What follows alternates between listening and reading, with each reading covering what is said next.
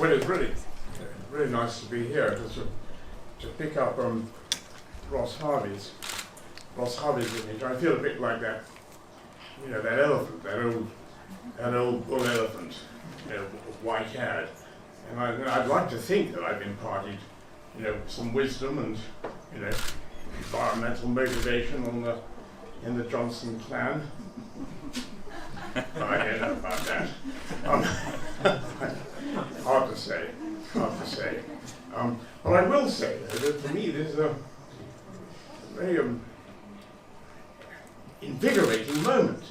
You see, I spent 20 years, more than 20 years, more like 30 years, on the European Commission front, in the European Parliament front, and we were trying to drive through animal welfare legislation, environmental legislation, and if you like it, this was me in a sort of civil servant political mode.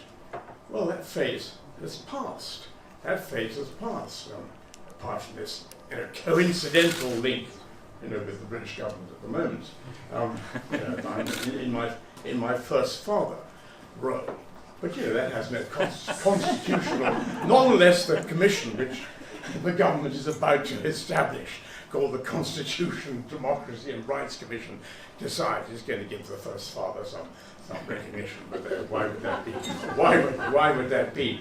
But I say I am humbled, because when I was on the other side of the fence, if you like, on the governmental political side of the fence, I realized how absolutely vital it was to mobilize public opinion. I can remember once when I was working in the European Parliament, but I was working also with people like Joanne Lumley and Brigitte Bardot and so on and so forth, to try and get the European Parliament and the European Council to adopt the ban on the import into this country and into all the countries, of seal skins. Seals coming from the Canadian seal hunt. And I thought it was here, what would it basically, the NGOs made this happen. There was one moment when, in those days, the council was meeting in the Charlemagne building, and we got a huge demonstration. I was inside the commission, but I was getting the demonstration to come so that the ministers, including the commissioner, of course, would realize, and we got them all, and the ministers met on the 13th floor of the Charlemagne, and they got helium balloons, and the balloons flew up to the top floor, and all the balloons said, "Ministers, save us." And the point is this: politicians are really susceptible to influence and to people who raise the issues, and that's why Eduardo has done such a fantastic job here on this one. But I've got to say that if you take the Conservative Party manifesto as a whole, as presented and approved by the public, you have to say the public approved it, insofar as the public was familiar with the detail. Some people were. Well, it's a really good set of proposals, not only on the animal welfare side, but on the environmental side. And it's wonderful that so soon after December the 12th, the glorious 12th, I was going to say, but that's not a good image. That's not a good image. In fact, I withdraw that unreservedly.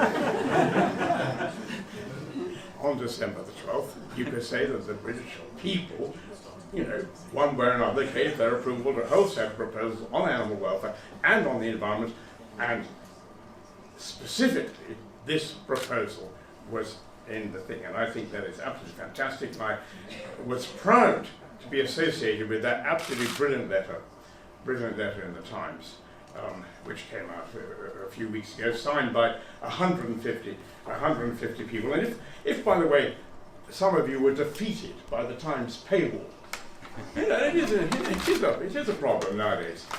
Look at this. I'm going to read it. It's a 3-paragraph letter. I guess I do.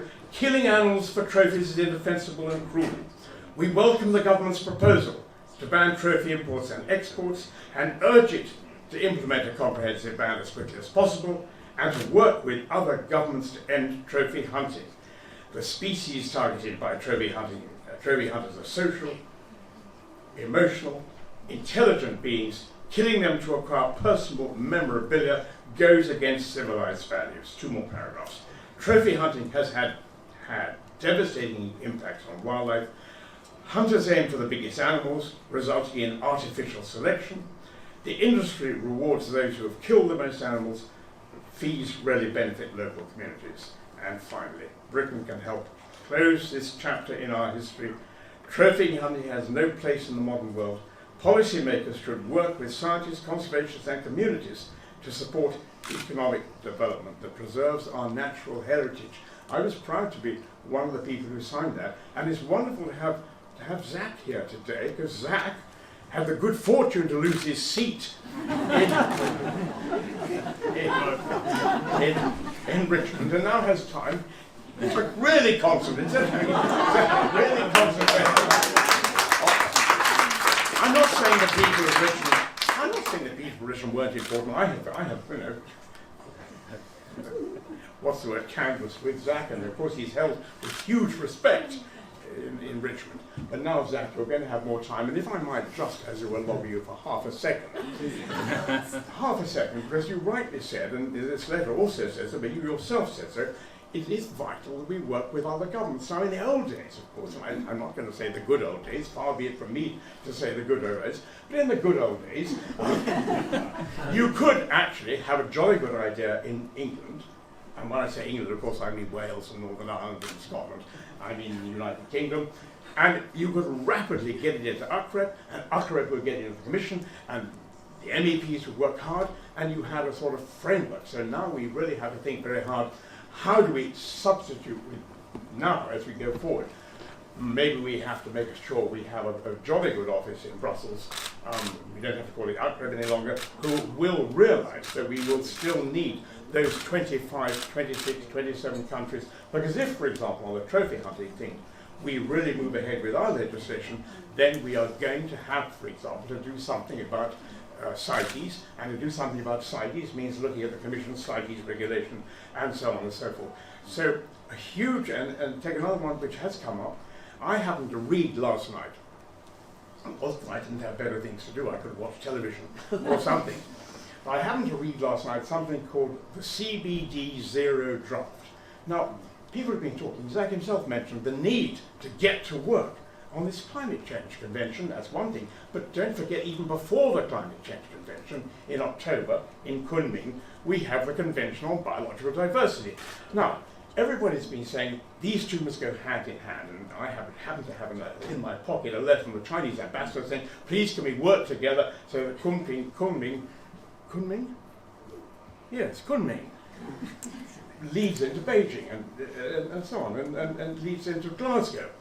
And actually, time is of the essence, because I looked at this document last night, and it said, comments on this document have to be into the Secretariat by February the 24th. Well, that is very, very soon. And then you see that actually this wonderful document, which is about to be the output of the Kunming Convention in October, it is now being negotiated, doesn't say anything near enough about the links between climate change and nature protection. Nature protection being an absolute crucial thing. And it certainly doesn't say anything about the issues we're talking about today. So I'm just giving an example of how, as we go forward now, and let's assume we have got this one under our belt, as we go forward now, we have to say we really need to mobilize countries all the way around the world to do the same. And that also means taking the advantage, if there is anything to be said in Kunming, it means saying something there too. People have been saying very convincingly today that there is a real impact on biodiversity as a result of hunting. I've heard it, I'm terribly impressed. Well, that's something which the CBD ought to recognise. Do you see what I mean? And we have a time to put that sort of thing in. And of course it's not going to be as easy as it was, because we won't have the Commission to feed it into. We'll have to find other ways of doing it. Well, enough of that. This for me has been a wonderful moment.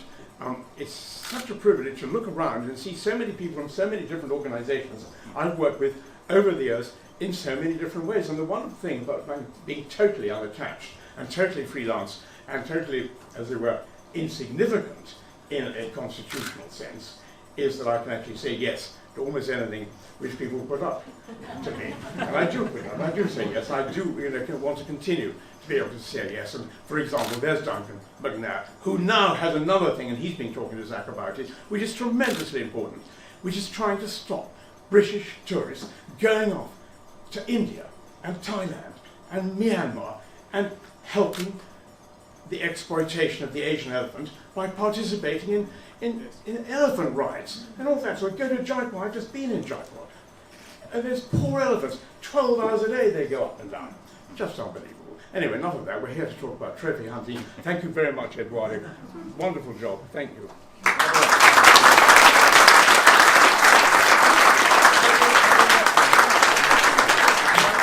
And what a wonderful note to end on there. Thank you very much, Stanley, and indeed to all of our speakers and distinguished guests. A couple of very quick things. Members of Parliament, those of you still here, we do have EDM 50, the cross-party EDM here, for you to sign. Please do so if you're able to. We're on the brink of, I think, a historic moment. We can't let this moment slip through our fingers, though. Remember, the other side are fighting just as hard, if not harder. Last year, the trophy hunting industry succeeded in getting the quota for critically endangered black rhinos that can be trophy hunted doubled. They've got the number of black rhinos that can be legally trophy hunted doubled. So they're fighting very hard. We need to fight harder and smarter. Thank you again.